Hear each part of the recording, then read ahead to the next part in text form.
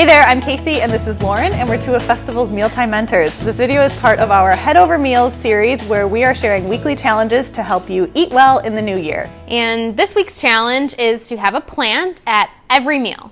Yes, so there are some barriers when it comes to eating fruits and vegetables. I think most of us probably don't get enough in a day, myself included. So whether it's sometimes like fresh fruits and vegetables can cost more at different times of the year. Totally. Sometimes we don't know how to prepare them.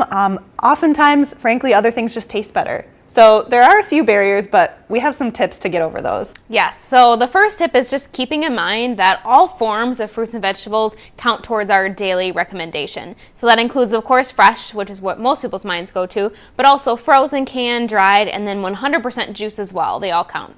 Yes, another tip is to remember the processing that goes into fruits and vegetables and how that can affect the cost. So for the example of carrots, if you have like whole raw carrots, those will be less expensive per ounce than maybe like a baby carrot or a matchstick carrot, but those can be more convenient to use throughout the week. So just something to keep in mind. Yes, and then when it comes to canned and frozen fruit and vegetable options, when it comes to canned, looking for canned options that are either low sodium or no salt added. You can always drain and rinse as well to get rid of some extra salt. And then for fruits that are canned, looking for 100% juice, fruits canned in 100% juice.